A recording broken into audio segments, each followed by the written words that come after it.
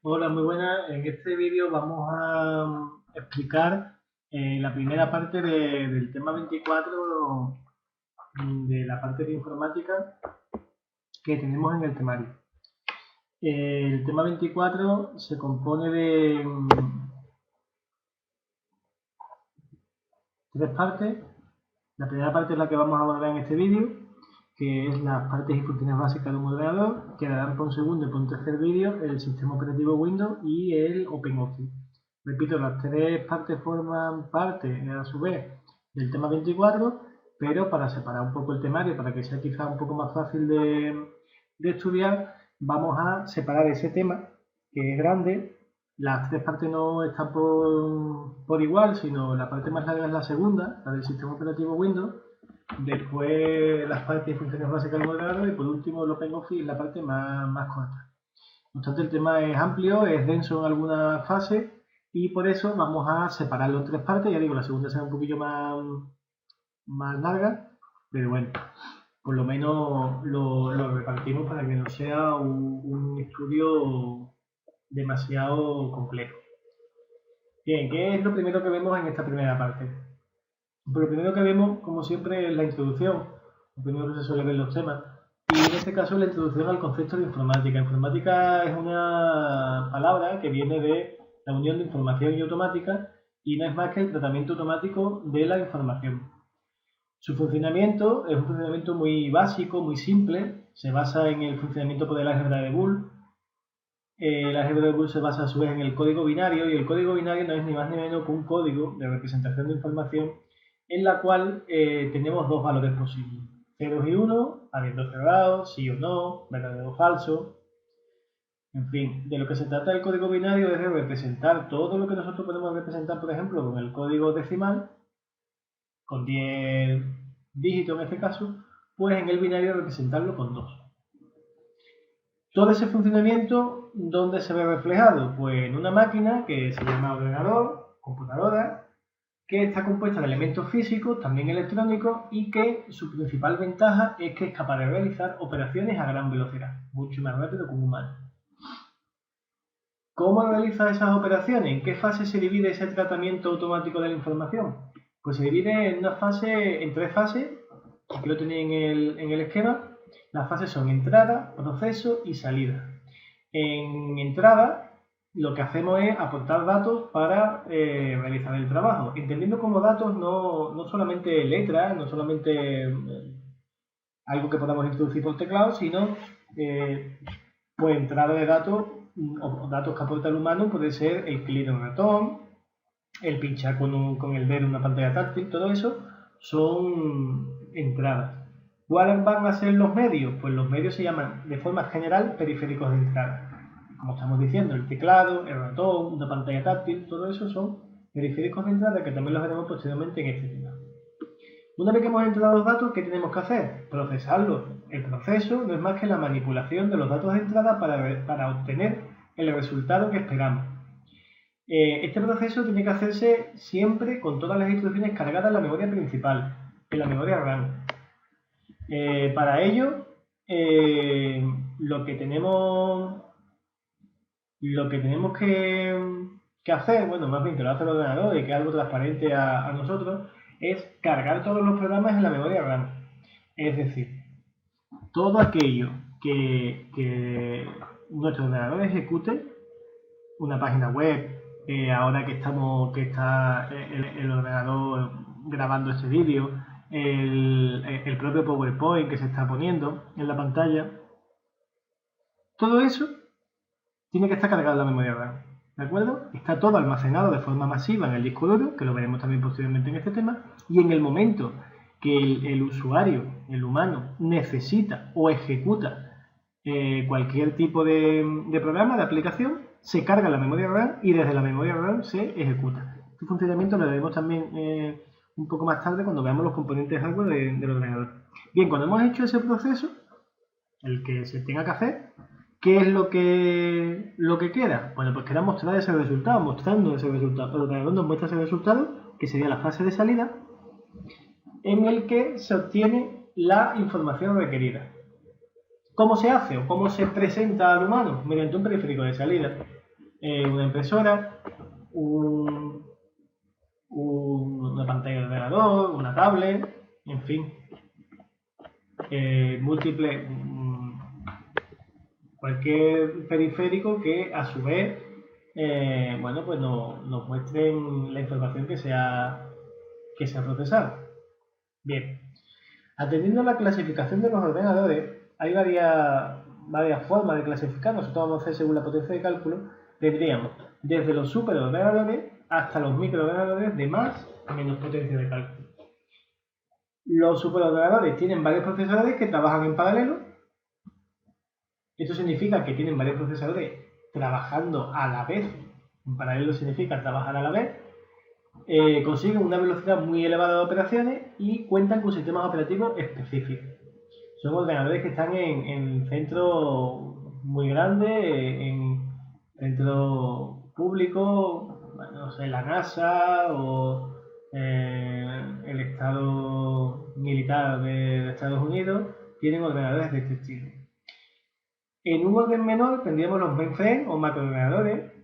Bueno, entre esto y esto no es que haya una línea que digamos a partir de aquí son macros, a partir de aquí son super, pero bueno, algunas veces los macros son super y los super pues no son tan super y se acercan más a los macros. En fin, en cualquier caso un mainframe es inferior en cálculo al anterior, pero sí tiene un tamaño considerable, igual que el superordenador, incluso un poco más. Esto se utiliza en grandes empresas, en grandes entidades. Por ejemplo, la Universidad de Cádiz tiene un mainframe donde están bueno, todos los datos de la universidad, ¿no? Las matrículas, los alumnos, las cuentas de email. Y también otras entidades como la agencia tributaria, la seguridad social, presentan mainframe que se encargan de almacenar y en algún caso pues también inspeccionar ciertos expedientes. Están diseñados para trabajar con varias terminales, es decir, que puede haber varios usuarios conectados a la vez a ese mainframe, de forma que el usuario en su terminal, en su ordenador, no guarda los datos están todos guardados en el mainframe y yo como usuario con mi terminal accedo a este mainframe. Pueden intervenir en procesos distribuidos, es decir, que pueden intervenir en procesos que se hagan a la vez con otros terminales, perdón, con otros ordenadores, no terminales, y en procesos que estén a distancia también. Tenemos el mini ordenador, que sería un tipo medio de potencia y de tamaño, sería el que está ahí más o menos a media distancia. Se utilizan en las grandes y medianas empresas y en realidad esto es lo que en una empresa diríamos que es el servidor de la empresa. Es un ordenador un poco más robusto, más grande en cuanto a prestaciones que un portátil o que un ordenador de mesa normal, pero no deja quizás no deja de parecerse mucho a un PC. Suele ser un PC con mayores prestaciones. Actúa de servidor, es el que controla el resto de la red y el resto de terminales.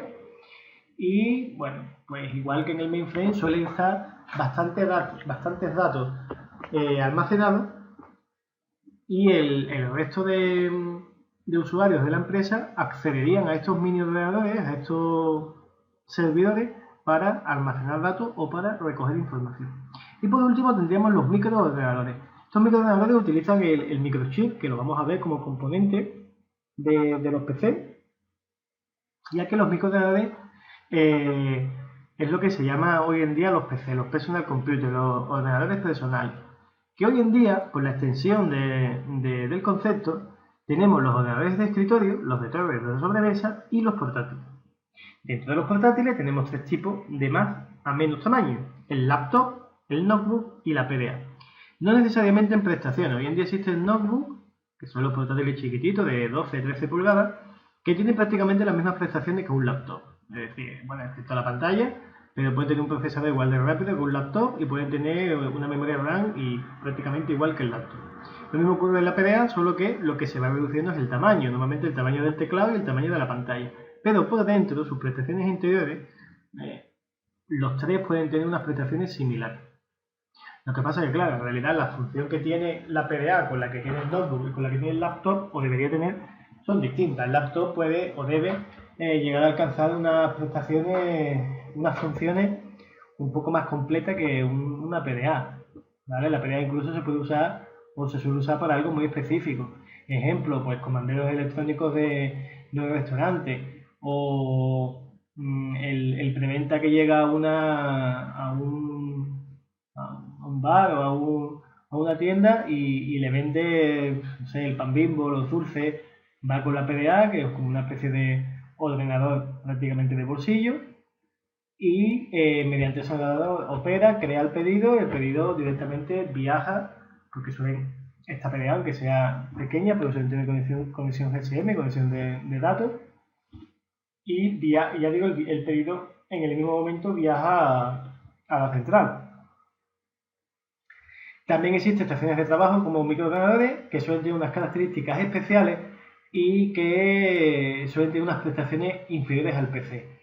En cualquier caso, las tienen inferiores al PC porque estas estaciones de trabajo lo que hacen es conectarse directamente a los servidores, a los mini ordenadores. Como no necesitan ningún cálculo especial ni necesitan ningún almacenamiento, todo está almacenado en el servidor, suelen tener unas características especiales normalmente inferiores a los PC. Bien, ¿cómo representa el ordenador la información? Bueno, pues la información se representa al fin y al cabo lo más básico con tensiones eléctricas de distintos voltajes. Normalmente los voltajes son 0 y 5 voltios. 0 voltios es un 0 y 5 voltios es un 1. Es decir, cuando el procesador, que vamos a ver lo que es, manda una tensión de 5 voltios, es que está mandando un 1.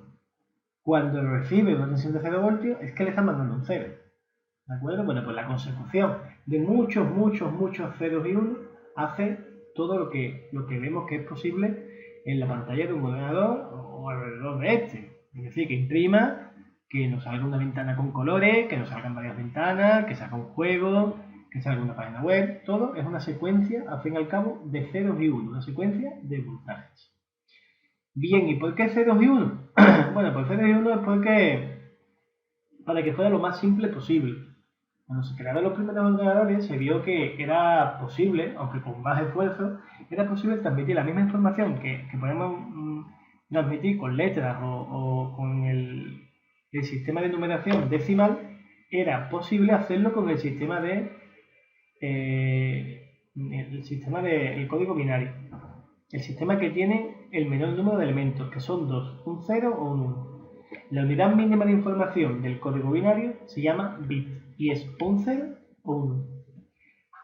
Tiene un nombre también el conjunto de 8 bits que se llama octeto, que puede representar hasta 256 informaciones diferentes y que se llama byte. A pesar de todo, existen otros temas de numeración por encima del código binario y algunos incluso por encima del decimal, que en base a la base que tengan, depende de la base que tengan, pues representan más o menos dígitos. Por ejemplo, el octal tiene base 8, es capaz de representar 8 dígitos del 0 al 7. El hexadecimal tiene base 16 y es capaz de representar 16 dígitos del 0 al 9 y de la A a la F. La A a la F no son dígitos, pero de la A a la F representan del 10 al 16, del 10 al 15, perdón. Y después también tenemos el llamado código ASCII, que es un código internacional que opera a nivel de byte, que sirve para representar caracteres. Efectivamente, en el código ASCII están representados todos los caracteres que están en el teclado. Las letras, los signos de puntuación, los signos aritméticos. ¿Y cómo se accede a este código? Bueno, pues cada carácter, sean letras, sean números o signos de puntuación, tiene un número asignado. Si nosotros pulsamos el número asignado, el código ASCII nos va a devolver el carácter que se corresponde a ese número. Unidades de medida. Bien, lo primero que hay que ver es la diferencia entre las comunicaciones en serie y en paralelo. Las comunicaciones en serie es bit a bit y en paralelo es byte a byte, es decir, de 8 en 8. Evidentemente, las comunicaciones en paralelo siempre son más rápidas que las comunicaciones en serie. Bits 8 bits en 8 bits, de octeto en octeto. Notar que la mitad de un octeto o de un byte es el nible, que son 4 bits. Y que hay que tener cuidado con eso y saberlo por si, bueno, por si acaso cayera en alguna pregunta y demás. Y como podéis imaginar, el byte y el kilobyte pues no es una medida representativa, es demasiado pequeño. Por lo tanto, existen una serie de equivalencias superiores que nos sonarán, como puede ser el kilobyte, el megabyte, el gigabyte, el terabyte, el petabyte, el exabyte y el zettabyte. ¿Qué tiene esto de particular? Bueno, lo que tiene de particular es que siempre es 2 elevado a 10 o 1024 del anterior. Es decir, el megabyte 2 elevado a 10 kilobyte o 1024 del anterior, kilobyte. El gigabyte 2 elevado a 10 que es megabyte. El terabyte 2 elevado a 10 que es gigabyte. El petabyte 2 elevado a 10 que es gigabyte. El exabyte 2 elevado a 10 petabyte. Y el zettabyte 2 elevado a 10 exabyte. Y cuando salga el siguiente, pues siempre será 2 elevado a 10 del anterior. ¿Vale? Es una forma un poco rápida de aprendérselo. Si nos aprendemos esta tabla o estas equivalencias desde el más pequeño al más grande, nos será más fácil después aprendernos la equivalencia entre uno y otro. Pasamos al segundo punto. Dejamos un poco la lógica y vamos a las partes básicas de un ordenador. Por lo menos a la lógica más interna. Cualquier sistema informático tiene dos elementos, el físico y el lógico. El elemento físico es el hardware y el elemento lógico es el software. ¿Qué es el hardware? Bueno, pues son dispositivos visibles. El hardware es la máquina, es lo físico, es lo que se ve. Los cables, las placas, los circuitos. Estos dispositivos hacen que sea posible el proceso de datos. Por otro lado tenemos el software, que es la parte lógica, la parte intangible. Son programas compuestos de instrucciones que procesan datos y obtienen información. Entendemos como datos que también son elementos lógicos, ¿de acuerdo? O sea, un dato también se considera elemento lógico, no es un elemento físico. Y la información, la definición de información podría ser datos tratados adecuadamente. Es decir, la información sale de los datos. ¿Cuál sería el esquema general de un ordenador? Pues ese que veis ahí. El mismo que hemos visto antes. Entrada, proceso y salida. El proceso, como hemos dicho, se convierte en una especie de caja negra. Porque el usuario sabe lo que mete y el usuario ve lo que el ordenador le ha dado. Pero ¿qué es lo que ha hecho el usuario? ¿Qué es lo que ha hecho el ordenador en esa fase de proceso? Bueno, pues no lo sabemos. Y de cierta manera mejor que no lo sepamos, porque nosotros como usuarios queremos que el ordenador haga algo, nos muestre algo en base a algo que nosotros le hemos dado. El cómo lo haga, métase cuidado. Hombre, que lo haga rapidito, que no me tenga aquí 2 horas delante del ordenador, que lo haga lo antes posible y por supuesto que los datos que me muestre sean veraces y sean lógicos, sean coherentes y sean de verdad. ¿Vale? Todos estos elementos los vamos a ver ahora. Así que no me paro en ellos en el esquemita. ¿Qué elementos hardware podemos distinguir en un ordenador? Bueno, el primero, no el más importante, pero sí el que no puede faltar y el que es la base, nunca mejor dicho, es la placa base, o mainboard, o placa madre, motherboard, tiene bastante nombres. ¿Qué la hace tan interesante o tan importante? Bueno, pues contiene el núcleo del ordenador. Existe una serie de elementos fundamentales que están ensamblados o integrados, como el microprocesador, la memoria, RAM, los buses. Ensamblado es que están pinchados, es decir, que hay un elemento guardado dentro de esa placa base donde yo puedo conectar esos componentes. Y eso es ensamblado. E integrado es cuando el componente en sí, por ejemplo, la tarjeta de sonido, no tiene una tarjeta aparte de expansión, sino que está conexionada y unida con todos los elementos que tiene la placa base. Microprocesador, también llamado UCP, Unidad Central de Proceso, o CPU, Central Process Unit. Se instala en un zócalo, también llamado socket. Dentro está la unidad de control y la unidad aritmético lógica. ¿Vale? El procesador está formado por la unidad de control y la unidad aritmético lógica. Memoria principal. La memoria principal contiene los programas, datos e instrucciones que se están ejecutando actualmente, ya lo hemos dicho. Es volátil, ya lo veremos después más tarde. Pero volátil significa que pierde toda esa información al quedarse sin energía, quedarse sin corriente eléctrica. Tú apagas el ordenador y la RAM, todo lo que tenga lo pierde. Memoria ROM, una memoria fija que contiene el arranque del ordenador. Ese arranque se llama BIOS. Esto es lo que ejecuta el ordenador, nada más que lo entendéis. Veis que aparece una serie de letras Bueno, esa letra es la BIOS que está ejecutando, está chequeando todo el sistema, que funciona correctamente el teclado, la pantalla, el ratón, las partes internas, que funciona el CD, el DVD si lo hubiera, el disco duro. Después tenemos los periféricos de entrada, salida, de entrada, salida. Ya lo hemos dicho, los de entrada proporcionan datos, teclado, escáner, ratón, son ejemplos de ellos. Las de salida muestran resultados, la pantalla de ordenador y la impresora. Y los que tienen ambas funciones se llaman de entrada, salida o mixto. Por ejemplo, una impresora multifunción, porque es capaz de meter datos mediante el escáner y es capaz de mostrar datos mediante la impresora o la función copiadora. Y después tenemos también las unidades de almacenamiento, también llamadas memorias auxiliares. Son soportes físicos donde se almacenan masivamente los datos. Es lo que vulgarmente conocemos como disco duro. También está el pendrive, discos extraíbles. La placa base. Esto que vemos aquí es una placa base. Como vemos, un componente de plástico en el que existe una circuitería. Aquí se encuentran pinchados, conectados los distintos componentes, los internos y los externos, porque esto que veis aquí son puertos USB, puertos PS2, en el cual esto queda al exterior, esto está dentro de la torre, y esto queda al exterior para que desde fuera el usuario pueda conectar. Esto, por ejemplo, es el sonido, tarjeta de sonido, y estos son los puertos USB y los puertos PC. Bien, zócalo o socket. Se inserta el procesador. Tiene también un sistema de refrigeración. Suele ser un ventilador, aunque en algunos casos es refrigeración líquida, que es esto que veis aquí. Aquí debajo está el procesador, después vamos a ver una foto de él. Por encima hay un sistema de disipación de calor, que es una placa de hierro, y por encima está el ventilador. El sistema es un sistema sencillo. Esta placa de metal absorbe todo el calor del procesador, que es bastante, y este ventilador refrigera la placa de metal.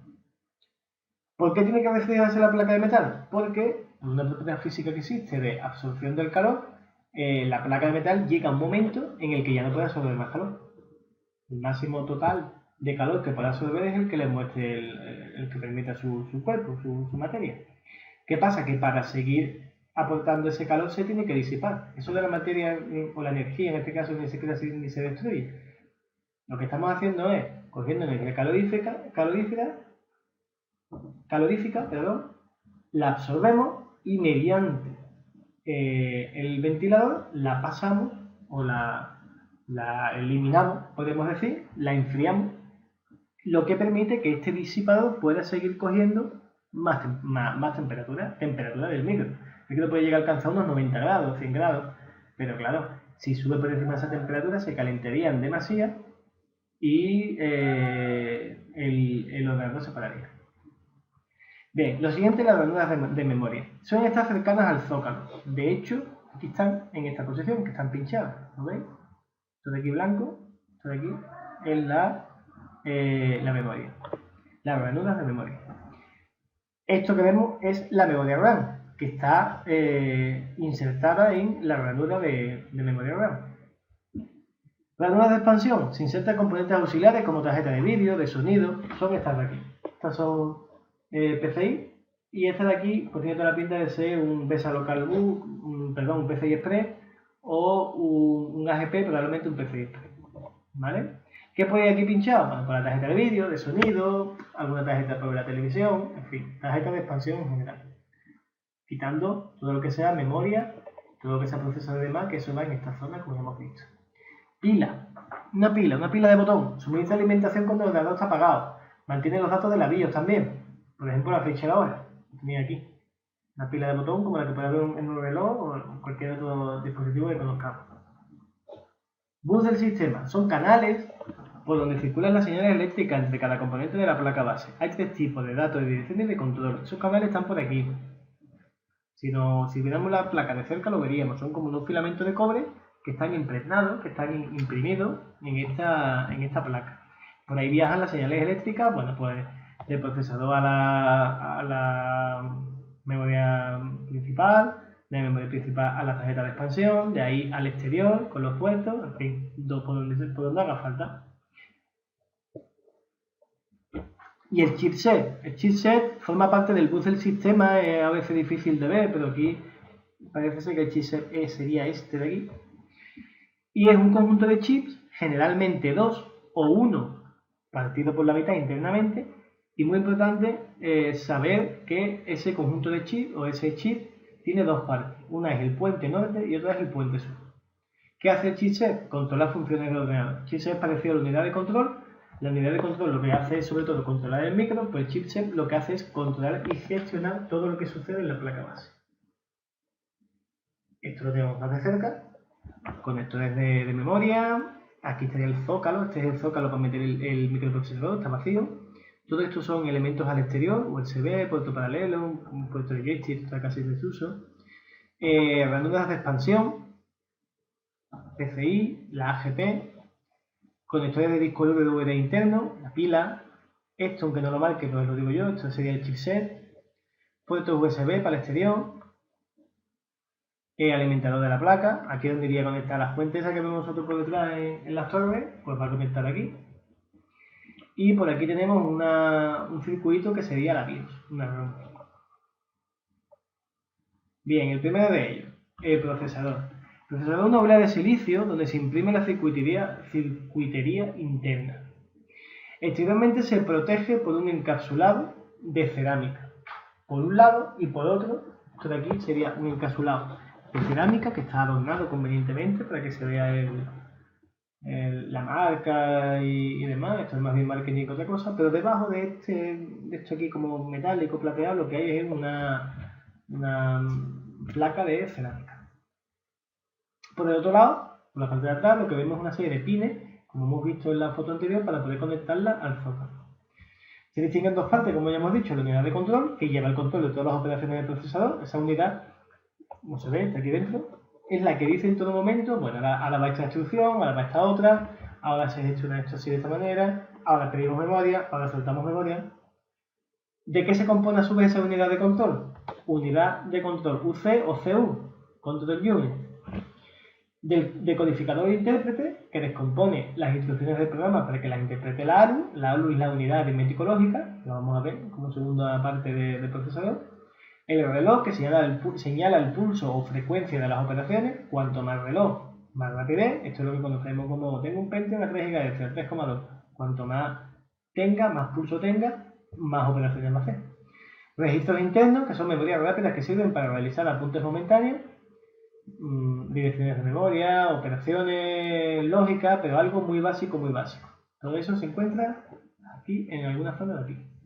También ahí dentro, en otra zona, se encuentra la unidad aritmético-lógica, la WAL o la ALU, que es la encargada de realizar operaciones aritméticas y lógicas. Aritmética, la suma de la resta, y lógica como comparaciones, decisiones. Es una unidad muy importante que está dentro del procesador y que está controlada por la unidad de control. Y después tenemos las memorias caché, que son memorias ultra rápidas que se sitúan próximas al procesador o junto a este. Se suelen situar por niveles según la proximidad del micro. Y primero, en la que está dentro del micro, que es la que estamos hablando, la Level 1, la L1, estaría por aquí. La Level 2 estaría complicado de verlo, pero muy próxima, estaría por esta zona, muy próxima al zócalo. Y la Level 3, la nivel 3, estaría un poco más alejada, podría estar por aquí. Ya digo, puede ser cualquier circuito de esto. La memoria caché no suele estar identificada muy fácilmente en la placa. ¿Para qué se usa la memoria caché? Pues una memoria ultra rápida, como 10 veces más que la memoria RAM, que se sitúa próxima al procesador junto a este, o dentro de este, que se sitúa por niveles de proximidad al micro, como estamos diciendo, y que contiene o que sirve para contener los datos recientemente utilizados. O sea, los datos que más estamos usando, el ordenador, el procesador los guarda en la caché, para que cuando haya que volver a recogerlo, si estamos normalmente usando mucho negrita, cursiva, pues la opción de poner la palabra en negrita, la guarda en la caché en vez de guardarla en la memoria RAM. De forma que es más fácil y más rápido para el procesador buscar en la caché que buscar en la RAM. La memoria RAM. RAM viene de Random Access Memory, memoria de acceso aleatorio. Es de lectura y escritura. Contiene todos los datos que se están ejecutando en un instante, tras haber sido cargados desde un dispositivo masivo, por ejemplo el disco duro. El disco duro se almacena de forma permanente. Volátil, ya hemos dicho, pierde su información al desconectarse. Está realizada por circuitos electrónicos que compartimentaron celdas. Cada celda se llama posición y cada posición lee o almacena un dato. Tendrá más celdas, más posiciones, cuanto más grande sea el módulo de memoria. Tipos de memoria, nos vamos a quedar solamente con los tipos. Está la SRAM o RAM estática, la RAM o RAM dinámica, la DDR, que es la más utilizada hoy en día en los PC, la RDRAM Bus, que se usaba en los antiguos Pentium 4, en algunos antiguos Pentium 4, y hoy en día la que más nos interesaría es la DDR. Existen las variedades de DDR2 y DDR3, que son todavía más rápidas, y este sería un ejemplo de memoria RAM DDR. A veces sucede que la RAM es menor que la memoria que exige la aplicación que se está ejecutando. Entonces lo que se hace es un proceso que se llama swapping, que es reservar memoria evasiva, memoria de disco duro, para satisfacer ese defecto de memoria principal. Lo que se hace es coger memoria de disco duro para simular que se está haciendo memoria RAM. O ahí lo que se hace es almacenar datos como si fuera la memoria RAM. Estamos haciendo una simulación, porque ni el disco duro puede ir a la velocidad de la memoria RAM, ni mucho menos. A esta memoria, que es memoria del disco duro, usada como si fuera memoria RAM, se le conoce como memoria virtual. La memoria RAM es una memoria de solo lectura, aunque tiene una fotito, un dibujito. Contiene software básico para el funcionamiento inicial del ordenador en su fabricación. Es grabada de esta forma, siendo imposible modificar su contenido, es decir, se graba solamente una vez y lo que tiene es, como ya os he dicho, elementos básicos para que el ordenador arranque. Siempre que arrancamos se ejecuta esta memoria. Junto a la RAM se puede considerar la RAM como integrante de la llamada memoria principal de un ordenador, ya que ambas son memorias de proceso. La memoria RAM también actúa en ese menos, pero también actúa en ese arranque inicial del ordenador. Variedades de RAM son la PROM, la EPROM, la EEPROM y en la actualidad la Flash. Las Flash son las tarjetas típicas que usamos en las cámaras, la tarjeta SD o la tarjeta Compact Flash, cualquiera de ellas. Sistema de almacenamiento. Bueno, también lo llamamos sistemas auxiliares. Almacenan gran cantidad de software para posteriormente usarlo cargándolo previamente en la RAM, como llevamos diciendo. ¿Qué características comunes tienen todos los sistemas de almacenamiento? Los sistemas de almacenamiento masivos, lo que tienen como característica, la primera es que tienen una gran capacidad de almacenamiento, que son mucho más lentas que la memoria principal, pero por contra más capacidad de almacenamiento, son más baratas que la RAM, un disco duro vale mucho más barato en proporción y yo diría que sin proporción que un módulo de memoria, y la información se mantiene aunque se corte la energía eléctrica. Efectivamente, en un pendrive o en un disco duro, aunque se vaya la luz, ahí permanece la información. Veamos cuáles son las tecnologías actuales. Bueno, actualmente hay tres tecnologías para almacenar los datos: la magnética, la óptica y los circuitos integrados. ¿Cuál es la magnética? La magnética es la más antigua, pero consiste en la aplicación de campos magnéticos a ciertos materiales cuyas partículas reaccionan a esa influencia, orientándose en unas determinadas posiciones que conservan tras dejar de aplicarse el campo magnético. Las posiciones representan los datos y, por ejemplo, es la tecnología de los discos duros de los antiguos cassettes. La óptica es un almacenamiento por láser, es la más extendida en la actualidad. Sencillamente lo que es un haz de rayo láser va quemando los agujeros, que se llaman pits, para representar información sobre una superficie reflectante que se va alternando con superficies sin quemar, que se llaman LANs, con lo que se consigue representar la base binaria de la tecnología informática. Ejemplo de esta tecnología óptica: CD, DVD.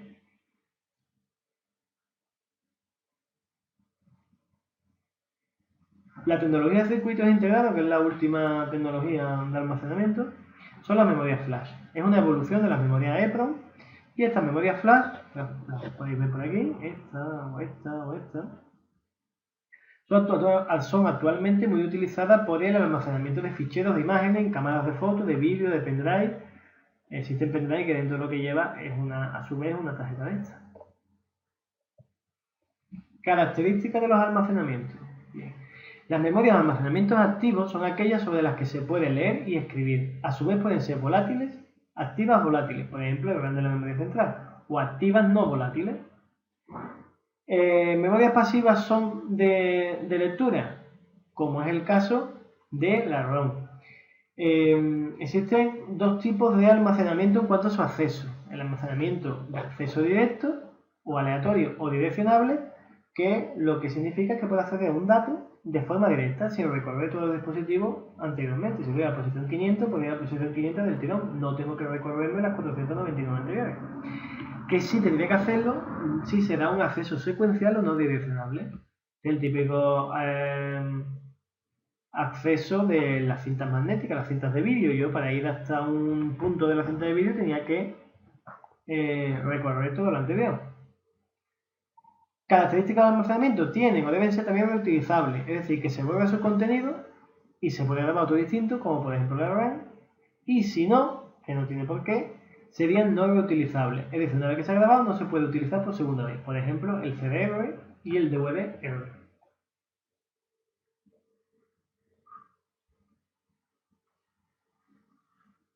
Veamos cuáles son los dispositivos de almacenamiento actuales. Primero, más importante, el disco duro. No hay ordenador que no tenga disco duro. Está instalado en el interior del ordenador, o también lo hay como disco duro externo. La capacidad de almacenamiento está en el orden de gigabyte, terabyte, petabyte. Consta de uno o varios discos, esto ya es algo más interno.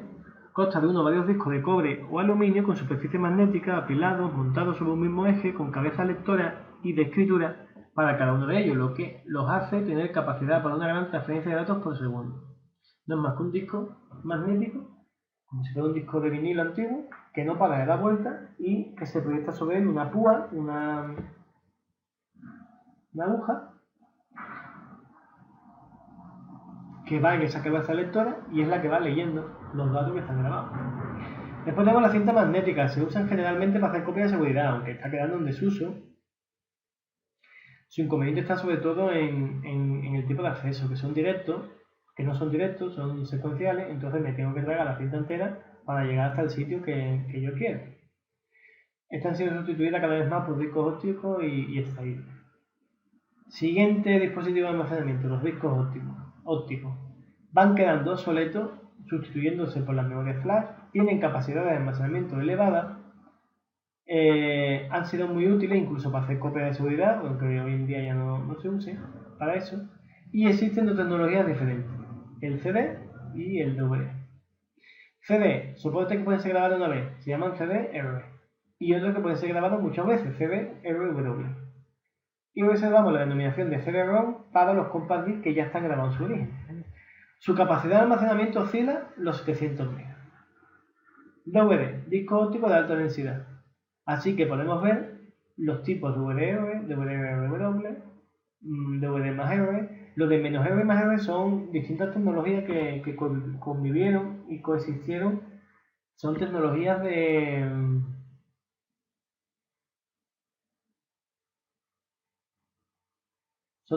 grabación. Menos R y más R. En principio no iban a ser compatibles, pero después sí lo fue. El RW lo que significa es que es regrabable, igual que en el CD. Pendrive. Los pendrives son pequeños dispositivos de almacenamiento, pequeños en tamaño exterior, pero no interior, que cada vez cuentan con más capacidad. Ahora mismo los puede haber de 64 GB, de 128 GB sin problema. Combinan una memoria tipo flash con una conexión, un puerto USB, que es el que hace que se conecte al ordenador y le pueda transferir toda la información que tiene el pendrive. Si las BIOS lo permiten, incluso se puede iniciar desde un USB, se puede iniciar un ordenador y un sistema operativo. Teóricamente, esta memoria flash puede retener los datos durante 10 años y reescribirse hasta 1 millón de veces. Eso lo suelen decir los fabricantes. Se supone que es verdad. Y tenemos por último las memorias buffer, que no son dispositivos de almacenamiento, o no se consideran, tampoco son memorias de proceso, como la memoria RAM, y lo que son memorias que almacenan información que se intercambia entre dos dispositivos que trabajan a velocidades muy dispares. Por ejemplo, las impresoras. Las memorias buffer van dentro del dispositivo.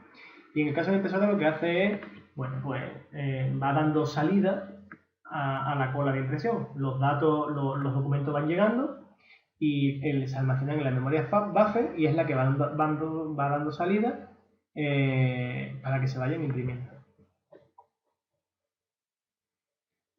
Si no tuviéramos una memoria buffer en una impresora, pues la impresora iría muchísimo más lenta. Tendría que esperar a que un documento saliera entero para que admitir el otro. De esta manera voy admitiendo el documento, los voy guardando en esta memoria buffer y los voy sacando según vaya pudiendo. Siguiente apartado, los periféricos. Son dispositivos externos capaces de introducir datos en el ordenador o mostrar lo que ya están. Puede haber periféricos locales y remotos. Los locales, los que están cercanos al ordenador. Los remotos, los que están lejos. Distinguimos tres tipos: entrada, salida y entrada-salida o mixto. De entrada, ya lo hemos visto, el teclado, similar de una máquina de escribir, aunque con más funciones, es el periférico más usado. Además de los signos alfabéticos, numéricos y otros signos ortográficos, ¿qué más dispone un teclado? Pues dispone de teclas de función, que son las que están en la parte superior, encima de los números, que permiten realizar funciones concretas con algunos programas. Normalmente el F1 se reserva para ayuda. Teclas de movimiento del cursor, que están justamente entre el teclado numérico y debajo del intro. Abajo, izquierda, derecha, arriba. Teclas especiales como el Alt-GR, que está a la derecha de la barra espaciadora, que sirve para introducir un tercer carácter de una tecla. Por ejemplo, la arroba. Usando Alt-GR y el 2 se escribe la arroba. Usando Alt-GR y el 3 se escribe la almohadilla, por ejemplo. Si hacemos lo propio con el 4 se escribiría la virgulilla de la ñ, y si hacemos con el 5 pues se escribiría el símbolo del euro exactamente igual que si lo hiciéramos con la i. Algunos teclados disponen de la tecla Windows, que es la que está entre el FN y el Alt normalmente, y otros teclados tienen la tecla, se llama tecla aplicación, que está a la derecha del Alt-GR y lo que hace es abrir el menú contextual. Siguiente periférico de entrada, el ratón. Se utiliza masivamente con los programas tipo Windows, tipo ventana, para señalar en pantalla lo que queramos. Variaciones del ratón son el trackball, el trackpoint y el touchpad o el ratón de membrana. Tiene dos botones y a veces una rueda central. El botón de la izquierda es el considerado principal y el de la derecha el secundario. Las operaciones realizadas con el botón principal son hacer clic, hacer doble clic, arrastrar y soltar, para coger un objeto y moverlo a un sitio determinado de la pantalla. Al pulsar el botón derecho se abre siempre un menú contextual referente al objeto que señala el ratón. Con la rueda central podemos desplazarnos fácilmente por el scroll del texto, arriba y abajo. Y después tenemos el escáner o digitalizador de imagen, que convierte una imagen en dígitos procesables para el ordenador, y las tabletas digitalizadoras con precisión mayor a la del ratón y con la que se puede dibujar sobre ella a mano alzada. Periféricos de salida. Monitor a pantalla. Es de los más típicos. Hay dos tipos. El tubo de rayos catódicos, CRT, que está en desuso, y LCD o TFT, de cristal líquido. Los colores básicos son el verde, el azul y el rojo. Definimos Pixel Element como la unidad mínima que forma una imagen digital en pantalla. Y la resolución de pantalla es el número de píxeles, a su vez, que pueden ser mostrados en pantalla a la vez. Ejemplo de resolución de pantalla: 800 x 600 o 1366 x 768. Cuanto más píxeles tenga una pantalla, mejor definida está, mejor se ve. Otro periférico de salida, la impresora. Es un periférico de salida que permite imprimir en un papel el resultado de un proceso. Hay varios tipos: de punto, de láser y de tinta. El color se consigue combinando adecuadamente los colores fundamentales cian, magenta y amarillo, además del negro. Y decir también que existe una especie de impresora especial que sirve para realizar planos y otros formatos que no son estándar, que se llama plotter o trazador de grafos. Un último periférico de salida, los sistemas de sonido. Normalmente son altavoces y se emplean con dispositivos multimedia. Los mixtos. Los mixtos cumplen las dos funciones: entrar y sacar o mostrar datos. Primero, pantallas táctiles. Son monitores que trabajan mediante un menú donde se escogen opciones. Como hemos dicho, una tablet, una PDA, por ejemplo, sería una pantalla táctil.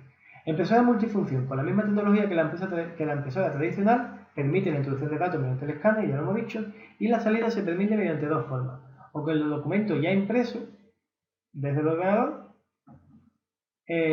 o sacando una copia de un documento que ya está impreso en papel, que sería al estilo de una fotocopiadora. Y el último periférico que vemos de salida es el módem.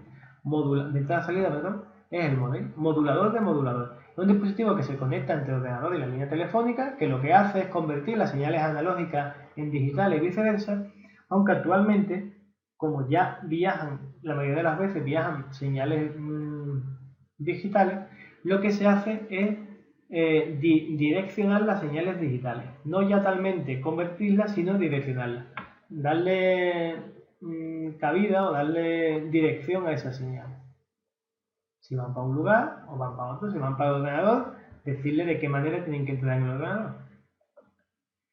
Y por último, lo último que vemos también de este bloque es el software. Se refiere a lo lógico, a lo no tangible, lo que no podemos ver, instrucciones y datos con los que funciona el ordenador. Composición del software. Primero, los programas básicos, que forman parte del funcionamiento general del ordenador. Estos programas tienen que tener unas instrucciones primarias, donde la BIOS es la encargada de arrancar el ordenador y chequear su correcto funcionamiento. El software grabado en ROM se llama siempre firmware. Lo veréis a lo mejor en algún portátil, algún móvil, que se va a actualizar el firmware, que se va a actualizar no el sistema o el teléfono. Lo que se está actualizando es lo que el teléfono lleva impreso, lleva grabado desde la fábrica, ¿vale? La versión. No la versión del sistema operativo, sino la versión del hardware. ¿Qué es un sistema operativo? Un sistema operativo se define como un conjunto de programas que optimizan el funcionamiento del ordenador y que a su vez sirven de base para la ejecución de otros programas. Sin un sistema operativo, sea el que sea, el ordenador no puede funcionar. Después de los programas básicos tenemos los de aplicación, que se utilizan para tareas concretas, tales como gestión de oficina, procesadores de texto, gráficos, etc. Estos pueden ser programas comerciales, es decir, estándar, en serie, o bien realizarse por una empresa u organismo en concreto. Esto se les llama específico o a medida. Todos ellos, al igual que los sistemas operativos, se encuentran almacenados en las memorias auxiliares y se cargarán en la RAM para su ejecución. El término aplicación hace referencia a programas o programas que realizan varias funciones en un ordenador. Por ejemplo, las aplicaciones de cálculo, procesadores de texto, base de datos, programa de dibujo, etc. Y el último punto que tenemos es las herramientas para desarrollar software, que básicamente son los lenguajes de programación con los que se fabrican los programas, con sus respectivos intérpretes, y los programas traductores tales como ensambladores, intérpretes y compiladores, y con los que podemos preparar aplicaciones específicas. Son una serie de programas que son usados no por el público, no por los usuarios en general, sino por los usuarios más expertos, que se dedican a programar en estos sistemas, en ensambladores, en intérpretes, compiladores, para que, trabajando a ese nivel tan bajo, al final podemos ver pues, lo que veis aquí, una pantalla de PowerPoint. Bueno, y hasta aquí la explicación del primer bloque. Continuaremos con el bloque 2.